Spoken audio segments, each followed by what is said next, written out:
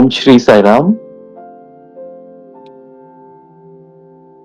Good evening, good afternoon, everyone. Happy Navratri to all of you. I'm sure in India there is a lot of celebrations going on. So I reached London last night and I'm here for a few days uh, just to meet Ria, and I think next week sometime I'll leave back. It's been an intense couple of weeks of travel. I think a week in Switzerland and then a little more than a week in Italy. Uh, and in Italy, we covered a lot of places. We did Rome, we did Assisi. We went from Assisi to a place where about 2 hours drive from Assisi to a place where Saint Francis got his stigmata after 40 days of his meditation. And then we came back to Rome, and then we traveled to a small town on the outskirts of Rome to a place called Subiaco, where there was the monastery of Saint Benedict. Uh, so, Saint Benedict is one of the main saints of Europe, and Saint Francis is one of the patron saints of Italy. And at the place of Subiaco, both of them had meditated. So, so we've spent some time there, and then like every pilgrimage or sacred journeys that we've done, we went to the Mediterranean Sea, to the south of Italy, touching the Amalfi Coast, and paid our tributes to the warm waters of the Mediterranean. So literally, and that was the same order that happened when we did the clearing of the five elements in India when we visited. We started off from the mountains in Kannur and ended up our journey with a dip in the touching the Indian Ocean. And the same way here, we started our journey from the mountains in Switzerland, and then we looked at the Alps, the Swiss Alps and the Austrian Alps, and then moved into the mountains in Italy, and then finally towards the Mediterranean Sea. So it's like a script that seems that the consciousness has set that whenever we do the clearing, we always go to the water. It's a tradition in the Indian Sanatana Dharma as well, that ultimately everything is offered back to the waters. So,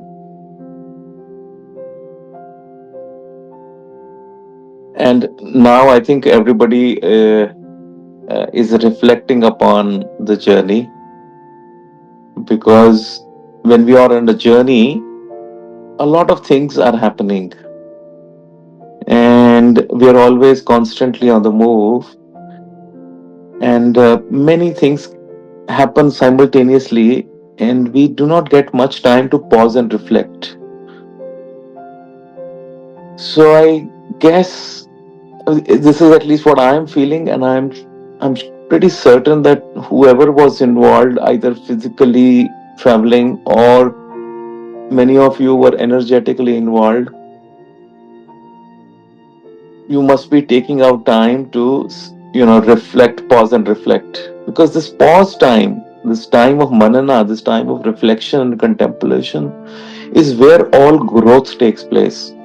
The evolution of human consciousness is based upon this silence, this reflection, this contemplative inquiry.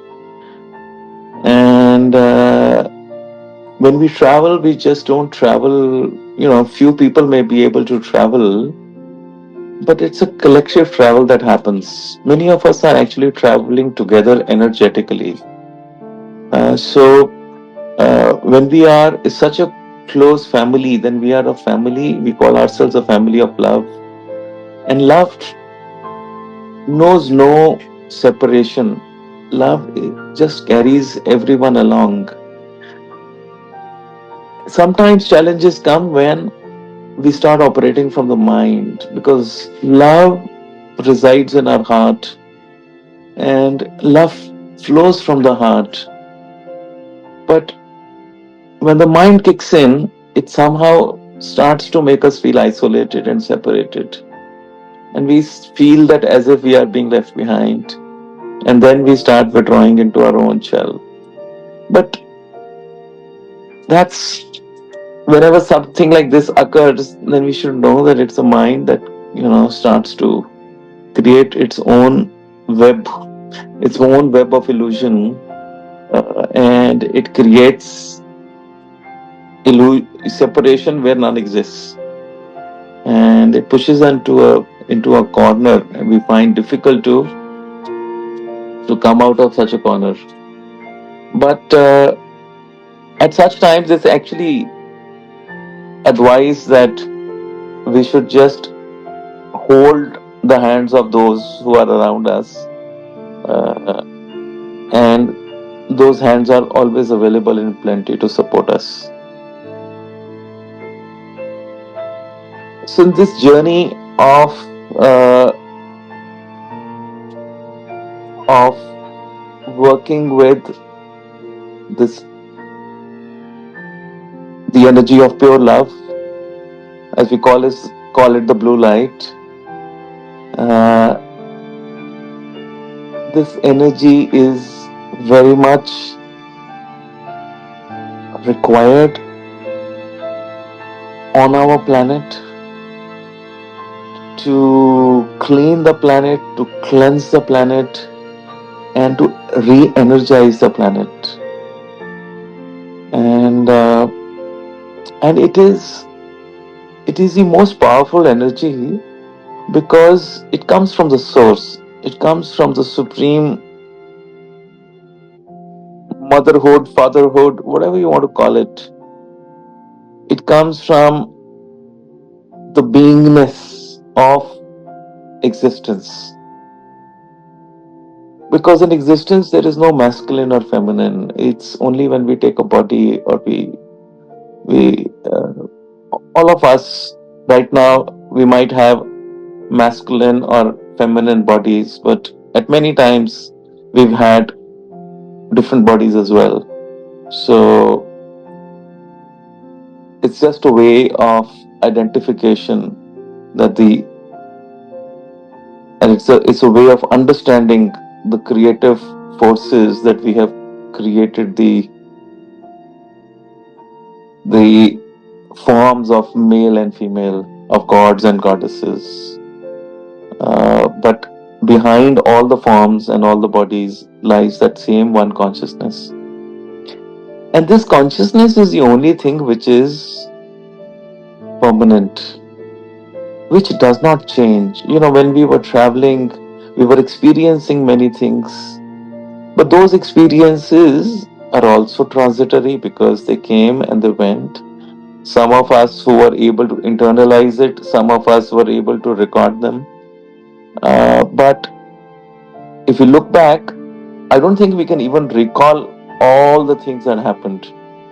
And I just hope that some of us have written these experiences, and we'll be able to collect all of them together.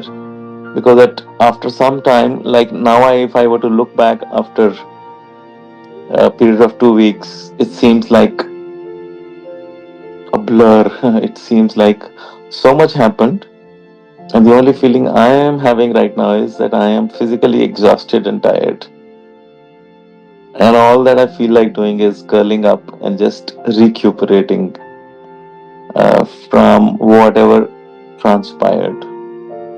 But at that point of time, it was all action and a lot of things, happened.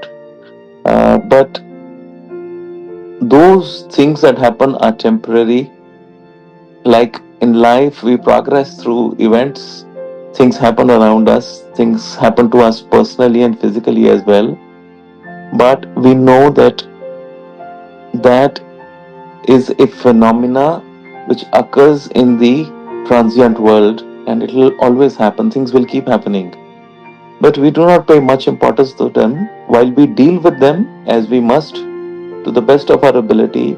But we should know that they are part of the transient, the ephemeral, the impermanent, while we keep holding on to the permanent within us.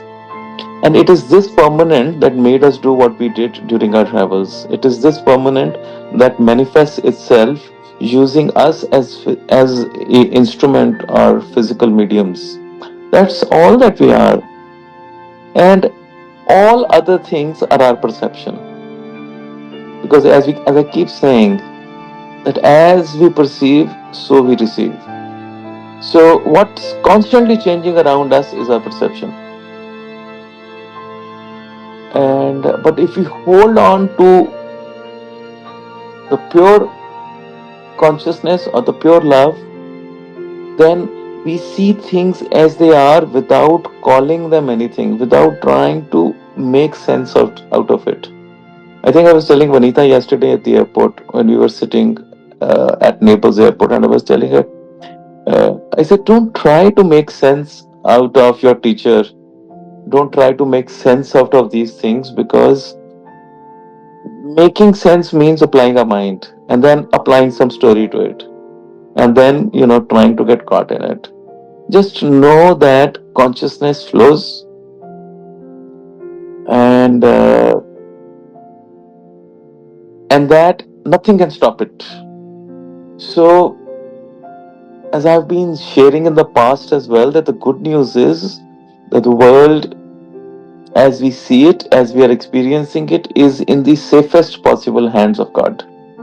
Because uh, all this is a play, and all this is being set up for something very beautiful. And as the consciousness got lowered slowly over a period of time, and it has fallen to its low now, in the same way, the consciousness has started to lift also. And everywhere we went, we experienced only love. And we could see so many hearts opening up to that love. So many hearts instantly and spontaneously responding to this love. And everywhere we went, we saw only slogans of love. In fact, yesterday we were sitting uh, at a place called Salerno, and at the Amalfi Coast. And there we were in a cafe, and in that cafe, I think there was a message about love.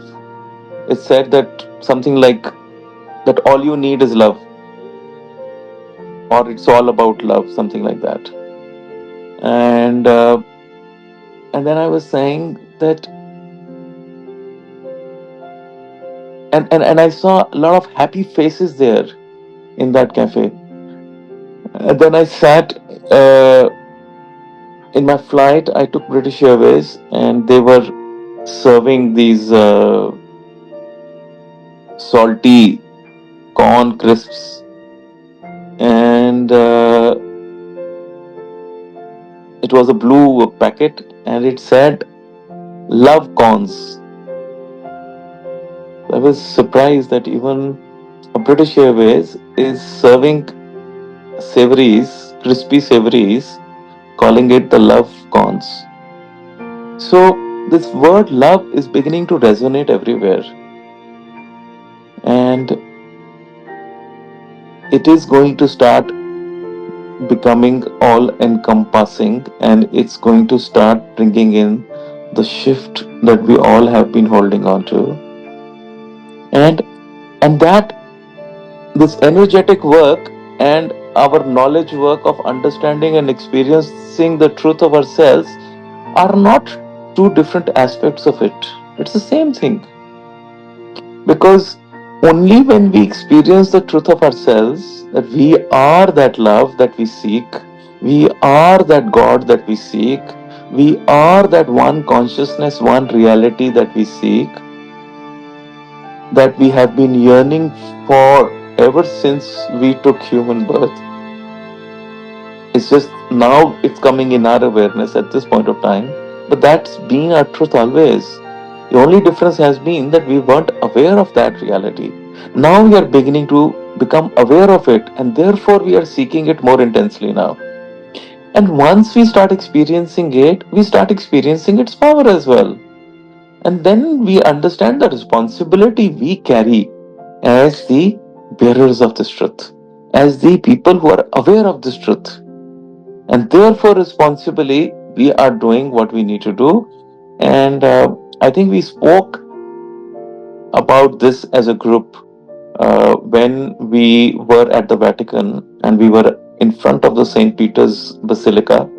And as we did the clearing, and I think it was someone who said that, I think maybe it was Adam who said that look, now I understand that why a group like us comes in, a small group, almost incognito, without bringing any kind of attention to ourselves.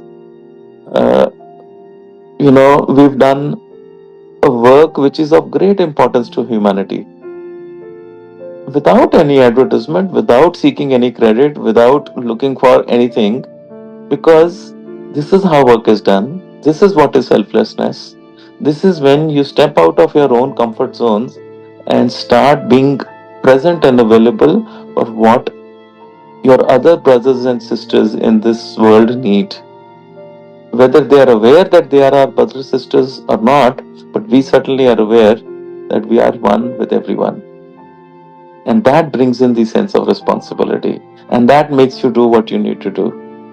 And that makes you step up and be there all the time. And whether it is physically comfortable, uncomfortable, it doesn't matter. Everything, every time, everyone, all of us are always cared for and protected by the consciousness. So, knowing that in our hearts, we step into the light and then we become one with the light, and then we carry the light with us. And the light, remember, it has a path already set out, the pathless path or the path of love. We don't know what this path is. We don't know where we are going. We don't know where the next step is going to be. But we are always stepping into that path. And that's the beauty of this. That's the joy in it. That's the adventure in it. That you always know for certain that the path awaits you, that the journey awaits you, and that you just simply step into it as the song we have been singing all through our journey, where we said that my heart flows like a river to the sea. So, all our hearts are actually flowing, and they're flowing towards the sea of one consciousness, where all the rivers come and merge. And there is always a river of grace that flows through us. And this we experienced. And this experience is what shifts us. So we took a lot of videos of everybody's experiences, and it's just that we have so much uh, material from these trips, but it requires someone to start working on it and to put it together. And I'm sure in some time we'll be able to do this and start sharing with you. And I was in fact at the airport yesterday looking at some of those. I had no time to look at the pictures and the videos. And when I saw some of them, there are so many things, for a person who's aware can see the presence of other beings in those videos and in these pictures. They're starting to make themselves visible now and to tell us that we are not alone. and that this world is a far more beautiful world than what we have imagined. It's just that we have not opened our awareness to that there is a reality beyond us, there is a reality beyond our limited way of being. I remember when I used to hear this, uh, when Baba used to say that there are other beings who come to visit him. Uh, I used to think, will we be ever able to experience them and see them? And it seemed such a fascinating thing. But now that you're able to perceive that, you realize that this consciousness is so amazing. All that separates us from that is our limitation, is our still operating from our mind. And as we keep becoming one with it, so much which is unseen becomes seen. And I remember somebody said in the group that, thanks for all that you do, the seen and the unseen. The unseen work of the masters can never be seen, but you know, it is always there at the backdrop. It is always there because we become a master only when we become selfless, when we go beyond ourselves. And therefore, my master used to say this, and I repeat it: never try and understand the master. The master's ways are mysterious and unknown.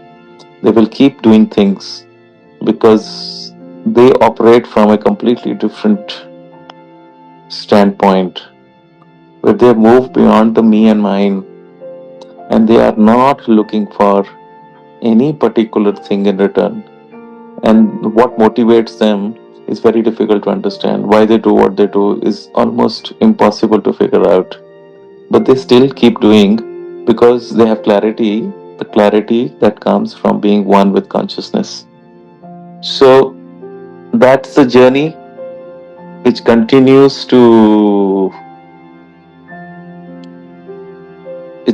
continues, and we all are are traveling together, and I think there's a beauty in this togetherness. And I truly appreciate the presence of all of you on this journey. And so really, I'm going to soak a few days here, uh, just getting this together. And there must be a reason that I had to come back here. I had no plans to come to London, but just because my daughter was very insistent and persistent, that I did end up here. And hopefully, when I feel right, I'll be heading back. So that's pretty much what I wanted to say. But I know that a lot of you had some fantastic experiences. So um, I'm also quite keen to hear what your reflections have been as you've gone home. So I'd encourage you to, talk about it and share with others, because this sharing is a part of our growth. This sharing is a part of how why we are together in this satsanga as a family. So whoever feels inspired, I'd encourage, please share, because I think everybody else wants to know, what really transpired. So thank you, and I love you all. Saram. Shall I start? Good idea, Kedara. Um, Thank you for your words, Vikas, and for the entire trip, for the guidance and for the insights that we received. And I first want to tell that um, just coming back, everything went so very fast. I immediately had to work the next day again. Um, and I was literally like physically so exhausted, and my mind, I was almost not able to think anymore. Um, but for some reason, just things were happening. I felt this week was a good week in terms of helping people. A lot of people in my practice, they had some nice energetic experiences that they said they've never felt before. Like some people saw lights, energies, then other people felt the deep, deep relaxation, these kind of things. And I also could feel like a lot of people were opening up to me. Like some were crying. I had two women crying and sharing their like emotions and opening up, which was very beautiful. But at the same time, it takes a lot of energy. Um, so I came home every evening, half an hour, ate something quickly, and then used to fall asleep on the couch, waking up at 2:30, 3:30, to then go to bed and again go to work next day. Um, so yeah, let me think. Yesterday was Friday, so that was a really nice day. I went to a concert with Sinja in Zurich, and we this is actually Ayla Schäfer. She sings really beautiful music, spiritual music. She's from the UK originally, and for how funny that the consciousness puts it this way, but she was all the time almost in blue lights and in violet lights the entire evening. Um, One of my observations since I've been back here in Switzerland is that I see almost no smiles on people's faces here in the city. And I think that's just because I was with every one of you during the trip. I felt so much love and so much joy and laughter. We had so many jokes, and coming back, it feels like a bit empty. Um, and I was telling Sinja, yeah, look at their faces. They are. It looks like everybody just seems unhappy, and it kind of makes me sad also, because it's like, not that it's gone, but you come from this high level intense energy experience, and then you come back and you feel like, okay, where is it? It's like gone, but it isn't. um, and also in terms of time, I feel like, I don't know how many days did we travel for, like 7, 8, 9, like 12 days, I think, or something like that. And to me, it feels like 2 months have passed. All these experiences, so many things happening. I've had this in the past also, but this, I have to say, this is one huge change and experience. And I feel like I haven't integrated most of it. I really need to sit down and do manana on it. But like I said, it's just been moving from one step to the next, and I feel physically is just catching up on whatever is still integrating energetically. Just one short thing that I wanted to share. I think the day that we went to the Sai Baba's ashram in Assisi, I think that was one of the biggest changes or shift that happened for me. Something like this huge golden light that I could feel and experience, and that felt kind of like even a bit of a physical, energetical rebirth to me. And I feel like this is still something that I'm recovering, or not recovering, but what's the word? Like integrating. And yeah, I just want to say I miss every one of you, and I just feel like hugging all of you. So yeah, that's it. Thank you. Kedara, would you like to say anything about your experience of this blue energy, this blue light? What do you mean? When exactly? Or Anything? If does uh, it prompt anything to you? um, for me personally, all the experiences that we had with the blue light, um, I was thinking about this a few times during work also, and I started to see that this has been there in my life since a few years now. I associate it with the Archangel Michael, but also with some other experiences that I had in the past, also Mother Mary, for example. And I don't know, it kind of touches me in a very beautiful, deep, healing way. For me, it's especially when we went to I think it was, what was it, Einsiedeln in the monastery with the Black Madonna. I think that's when it really, really hit me, that this blue energy, because you said that you saw that the Black Madonna had turned into the Blue Madonna.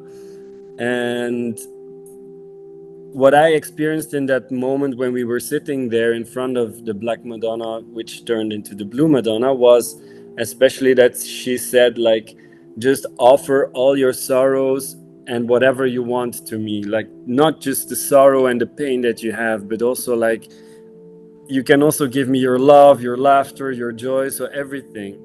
So basically, for me, it shows me that this blue light or this blue energy or whatever it is, that it's really something that we can surrender to and just allow that to happen, to work for us, and that it's not our ego or our personality that needs to suffer or struggle and go through this life, but it's actually the light, the blue light of awareness, or the blue light of consciousness, if I can say it like that. um yeah, and I think it gives some coolness, some insight, um in our pain that we have, or that we think that we have. And it definitely brings in a lot of healing, and is just coming in more and more, I would say. I mean, that's in my experience, at least. Thank you.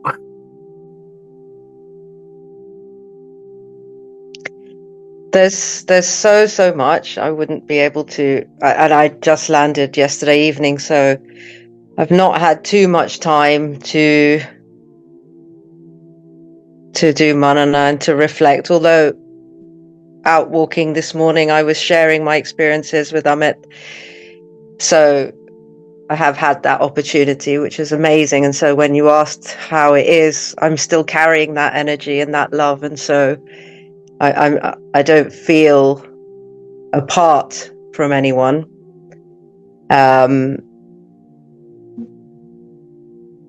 I'm still there, and so there's so many aspects, so many, and to try is the word actually that I want to focus on, and not trying. And something that came up on this trip was this thing of trying to understand, which you already touched on, spoke about, and the trying, this whole thing of trying, and how at some point it just becomes, it's futile, and it's not necessary. And that point when you said in the car one day, we're always just trying to make sense of our experiences. And it's funny because I was trying to make sense of my experience in the meditation, and I possibly got it all wrong because of my lack of experience and because of my perception and conditioning and whatever. And so then you realize, like, we're making all these, I realized that I'm surmising or making all these kind of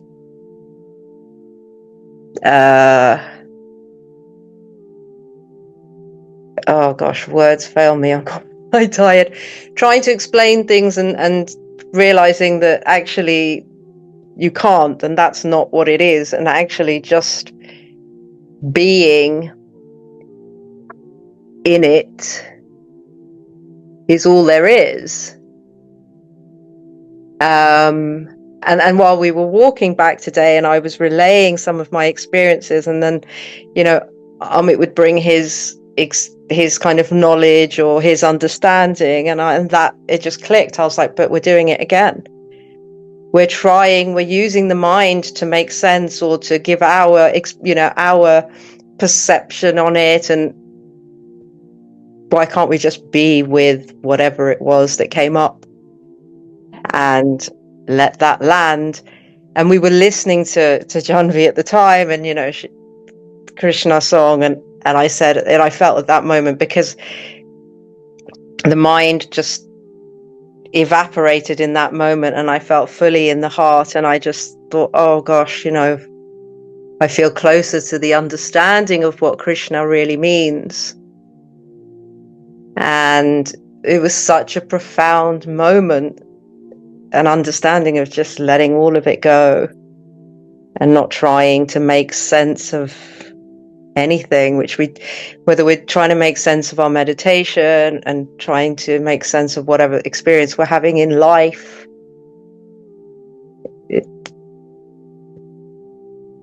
How we're trying doesn't cut it. It doesn't make any sense. It's not what it is. So that's the big takeaway for me, even in trying to understand you. And so many times the messages were coming out, and I just, I was reflecting on it today and saying, I think I've got to that point. And then you said it in the airport, and we were laughing about the contradictions. But a few of the things you said, and I was just like, I don't even want to try and make sense of this. It's been said. It'll get absorbed where it needs to get absorbed. It'll land where it needs to land. I just need to allow it and just be. And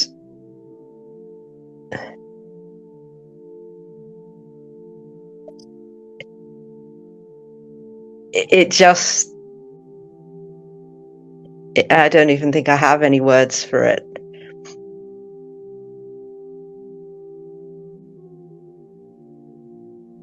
It's just that, really. It's just that connection, I think, I feel on another level, rather than always trying to, what's he saying? Why is he saying it? What does it mean? None of that is, and I'm realizing and understanding how irrelevant it all is.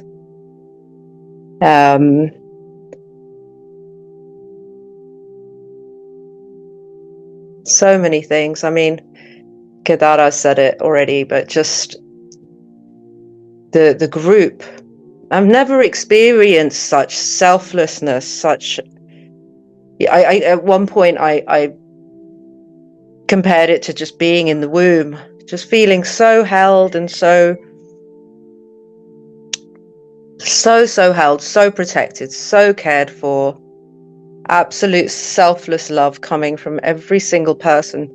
Some people I'd never met before, and I, hand on heart, absolutely love them to bits, and just so grateful for having the opportunity to spend time with everyone and to experience that. And it came through so strongly when we were at the Vatican and when we were doing the clearing, and I think I said it the other day in satsang, and I'm not sure if everyone was there, so I'm just going to repeat it. But having grown up being told that my views are ideal, and I'm just idealistic, and that's not the world we live in, and I now can say that it is the world we live in. It won't be. It is. Like everything. I won't be. I am. So,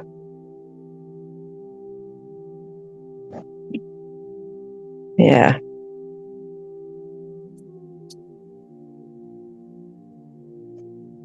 That's a whole lot that you said, Vanita.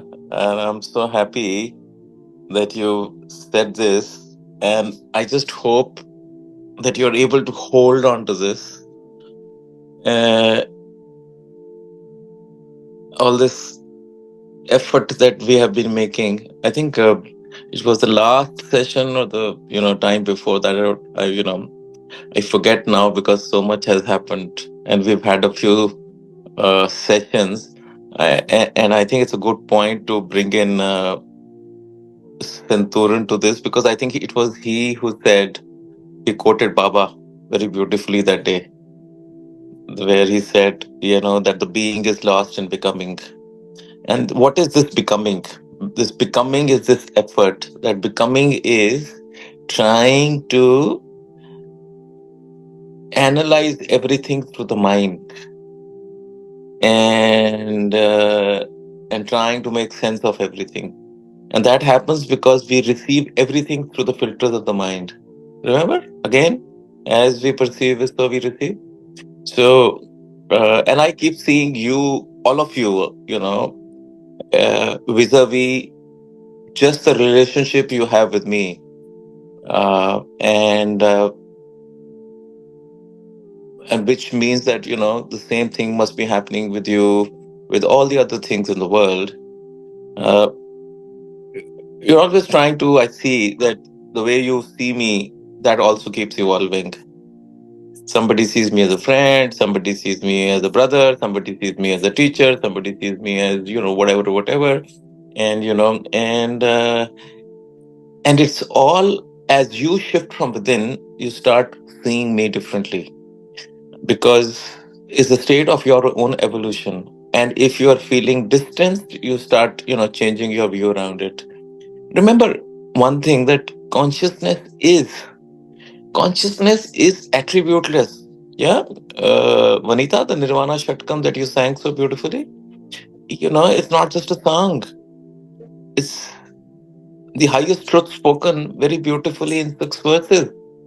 And in the end, after saying, I'm not this, I'm not this, it goes in to say that I am that attributeless, formless consciousness, that formless reality, that energetic presence, that is all encompassing, which is everywhere. That is the truth. That is that Shiva, the eternal being, which is full of bliss and auspiciousness. That is not just Shiva's reality. That is not just my reality. That is all the beings present, including all the beings on the call today, both physically present and those sentient beings which are there, not visible right now. But everybody is that same one, all pervading, all encompassing one consciousness. The only difference is, only separation is in our mind, which has made us separate from the others. And so when we all came together in the presence of this all pervading reality, which was holding each one of you like a mother on this trip, even though we had not met us before, many of us had never met, but that brought everyone together in that womb of love. And we got firsthand an opportunity to experience that. So that is our reality, our collective reality, our individual reality. And that is the experience to be had. And remember, these experiences are not to be understood. These are experience. That's why we say the heart knows the truth. We don't say the mind knows the truth. But all our life we have been dictated by the mind to say that the mind knows the truth. But we say the heart knows the truth, because the heart is the seat of the God. Because the heart experiences And in that experience is our liberation, is our awakening, is the experience of our truth. And then we know this is it. And therefore, I'm sure everybody who was there experienced that how everything not only happened with so much love, but it happened with such effortlessness. No plan, no schedule, and yet everything happened. And everywhere we had such beautiful, amazing experiences. So that tells you that when you reach that point, when you reach that, everything becomes just one. And in oneness, there are no barriers, there are no obstacles, there are no hurdles. In oneness, everything is just there. All hurdles existed in our mind, all barriers are in the mind. And that's why this mind has to be transcended.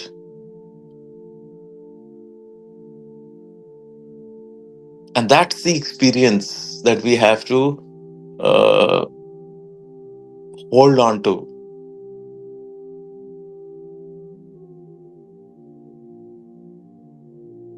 And if we can be in this is what shifts everything for us. Because remember, as I keep saying, that the water is water, whether it's a drop, whether it's in a glass full, or whether it's in a jug full, or whether it's in a bucket full, or whether it's a river full or a sea full. Its essential nature is that it's a water. That doesn't change, based on the size of the container. So whether we are collective, whether we are individual, whether it is whole of humanity, or whether it is everything around us, the truth is the same, and that doesn't change it. But depending upon how we are feeling in our mind, we start perceiving it differently. That minute you are happy with me, you start seeing me as your guru. You feel differently towards me, you start seeing me differently, right? If you feel that I'm not paying much attention to you, you might stop liking me. All this is all happening inside of us, because consciousness is just pure consciousness. How can that change? So when something comes to us, if we are able to see it as something that's coming in our mind, and we are able to just see it without reacting, because mind will come, mind will say certain things. But if we have the capacity to see it for what it is and not give it meaning, and not interpret it, and not try to call it anything, it will go away. It's in our, but we are so habituated. We have such a pattern. And that's why I kept telling all of you in the group. I think some of you, felt that I was insistent on saying, don't make a pattern, break your patterns, break your pattern. Because it's these patterns in which we have created a world around us. In our personal preferences, we have created a world around us. In our the strong likes and dislikes, we have created a world.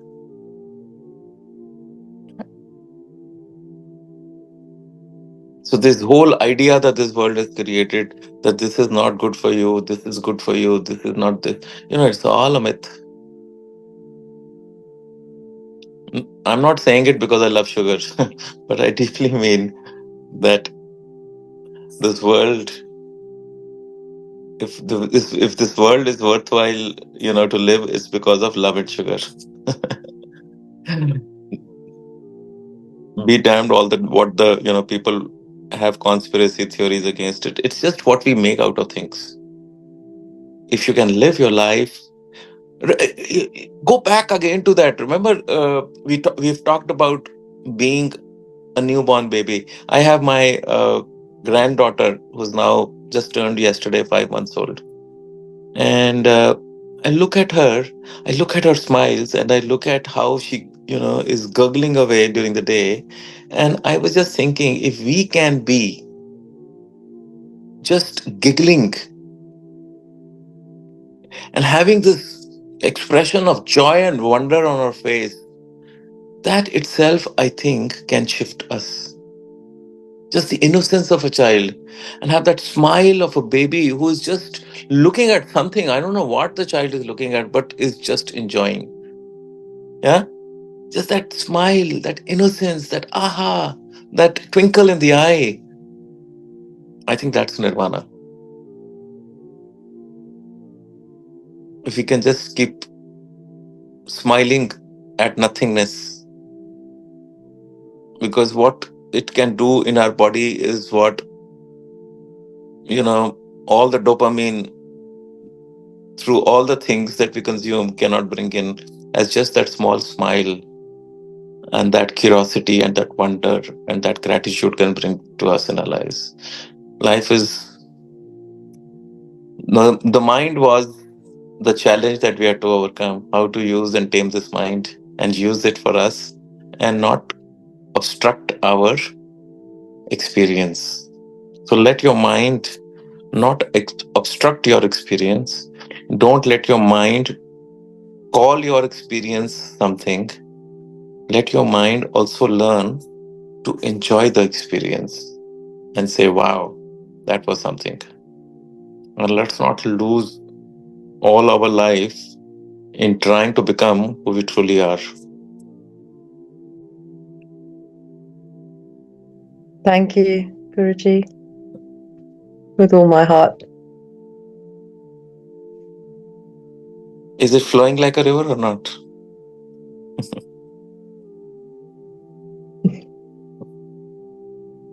Okay, who goes next? Santuran, since I used your name, why don't you share with us the happenings of the last 1 week after you've been back? And yeah, sure. I think there were 2 points maybe to raise. One was about how time seemed to be quite relative. So honestly, I mean, I was only with the group for, let's say, a couple of days at the most. But when I came back, it just felt like we had been in that place for, I don't know, a week or, even longer. There's no way you can put a time limit on that experience. And I suppose that's just maybe a reflection of when you are in that, heightened consciousness, and, time almost becomes secondary. So that was really profound. I mean, you really feel it when you come back. And I think maybe the deeper point around that is that, our mind is constantly, certainly in my case at least, is always working away. It's always, worrying, and it's trying to do something and tell you that this needs to be done, that needs to be done. And you just realize all of that is completely unnecessary. But it's just, obviously you have to work towards that. So that's definitely been one very noticeable experience. Yeah, and the other point I suppose I wanted to raise was about, you talked about the importance of pausing. And my own reflection on that was, I think when I was, with the group, and when we were traveling and visiting places and doing what needed to be done, you almost, if you're in the mind, your mind is almost acting like a filter, because it can't be, it by definition it's stopping you from being present. So your mind is almost filtering everything that you're experiencing, I suppose, just to keep it manageable or whatever. But it's when you step out, it's when you pause, and it's when your mind has nothing to latch onto, that actually you fully experience what was happening at that time. So in some ways it almost felt like that you experience the event more intensely after it's happened than whilst it's happening, just because you allow your mind to get out of the way. Your mind can't obscure that anymore. And so, yeah, I think the importance of pausing which is no different to being present, right? I mean, if we were completely present in the moment anyway, there wouldn't be, I suppose, this need to pause as much.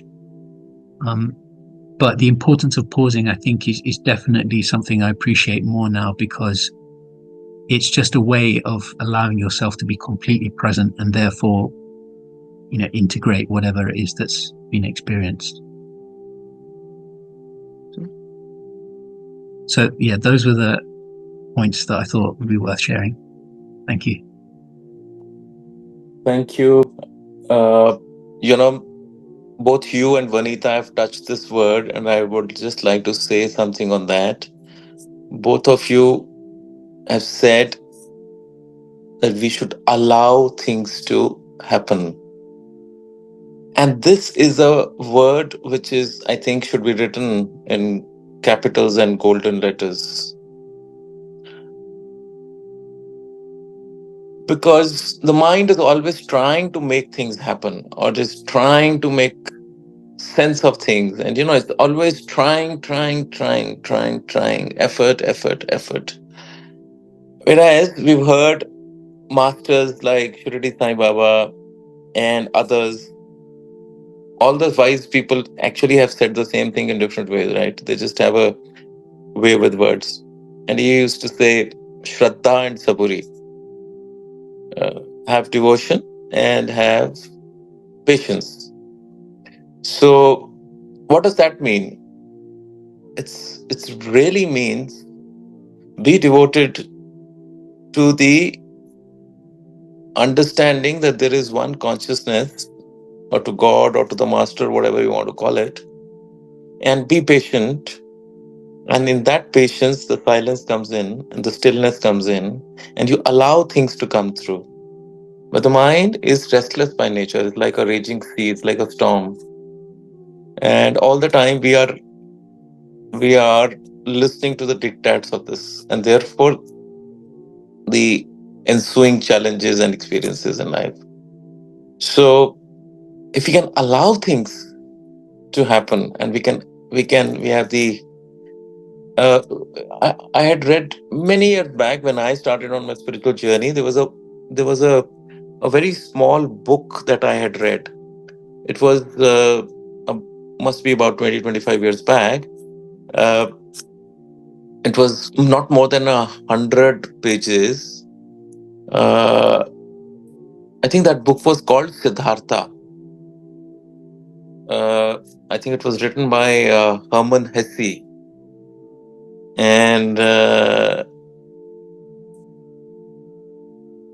book was a journey of a man who was seeking the truth, and how he moves through these phases to self-realization. And, if you guys have not read it, you should, read it. You would pretty much think this is your journey. Everybody, feels that it is their journey. It's so powerful. And in less than 100 pages, it's been said very beautifully. And Herman Hesse, I think, was a Swiss guy, and he got a Nobel Prize for literature also. So he, in that book, he talks about this one quality that he thought that he had, and he said that he had the ability to wait it out. So I don't know. There were three qualities he said that he had learned from his masters that are essential to reach the path of enlightenment. Two I am able to recall. One, as I said, that he said he had the ability to wait it out. Hmm. The second one was that he could fast. He could stay away from food for a long period of time, right? And there was one more thing that he said that his masters had told him, that if you can do these three, then eventually you will start seeing everything that consciousness already is has put on show around you. So because of course they say when you start fasting, you're you're withdrawing your senses. When you are waiting it out, you're again withdrawing your senses. Maybe the third one might have been silence, but I don't know.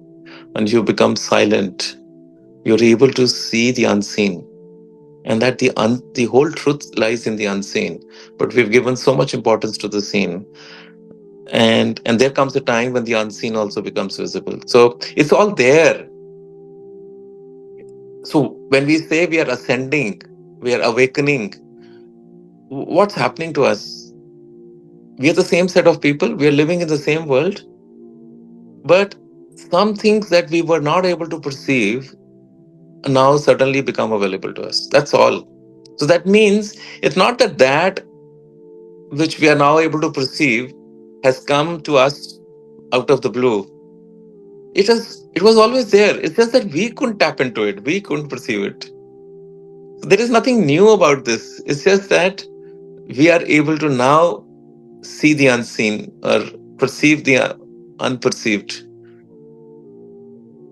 And that's that journey that happens when the pause happens, and when we and and truly this pause time is when the experience really deepens, because when we are physically into it, it's like a canoe in a raging river going down, and it goes down very rapidly because it has to fight the rapids at that time, and it reaches its destination very soon. And then later on, when you get out of the canoe and you say, but hold on, what happened over there? And that's when you sit back and enjoy that trip. So beautiful experiences. If you are open, you are ready. Everything is there for you. You just need to step into it. Everything else is the mind. I'm glad you enjoyed. Very much. Thank you. Else wants to share?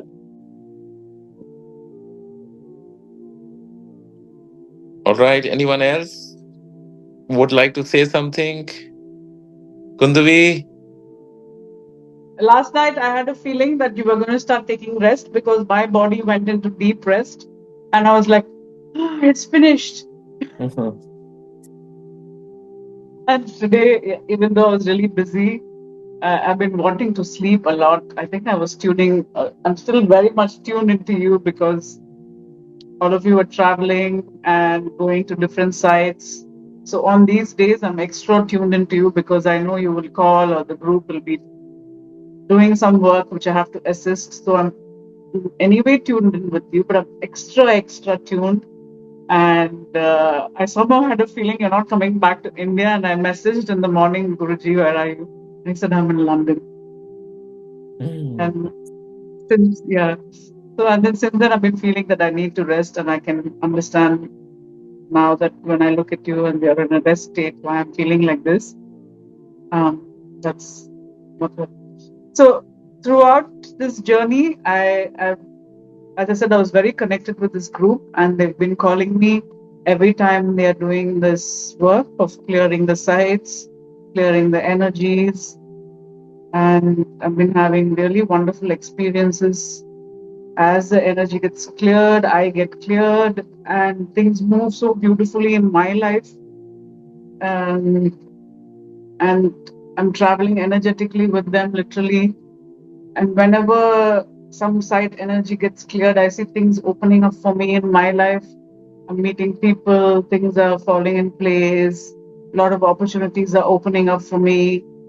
And the one thing that I've noticed now every day almost is that I'll be tuning into some energy. Like this morning, I was completely in Krishna consciousness. Like, even though it's Navratri and the last few days I've been experiencing the energy of Durga, this morning it was just Krishna, Krishna, Krishna. And of course, I was listening to Janvi Harrison. And then I said, okay, let's see what's on Kailasa. By now, there should be something from Guruji. I opened and there was Krishna there.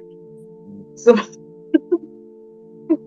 so like this every morning, like, it's the other day I was experiencing all this love in this beautiful breeze and all this love. Again, I open the group and I see this, circle of all these beings in rainbow colors. Like, that was what I was feeling.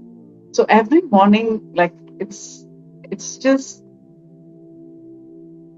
whatever I'm feeling when I open the Kailasa group, that's the picture that's again and again and again. So it's not one day, it's been happening for the last few days, like continuously. Like, so all that they've been saying is to be in the flow and to be connected and, not let the mind come through. When that happens, the connection that happens and the flow that happens is just amazing. So, yeah. So I'm feeling this, even though I was not on the journey. I'm just feeling everything they went through, and I'm so connected to this group. Thank you. Thank you, everyone. That was a job well done. Thank you so much. I feel the shift. Everything is so beautiful now. Thank you, thank you, thank you. Thank you, Kundavi. You're part of the journey and you're part of the clearing process. So, yeah, we're all connected.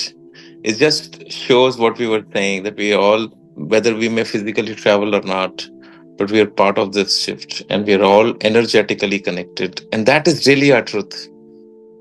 Truth is not this physical body, and especially not this mind, which is giving you all the wrong signals and confuses you. So that's where we need to be. That's the space we must hold on to. Love you all. Bye. Sairam. Samastaloka Sukhino Bhavantu. Samastaloka Sukhino Bhavantu. Samastaloka Sukhino Bhavantu. Om Shanti, Shanti, Shanti.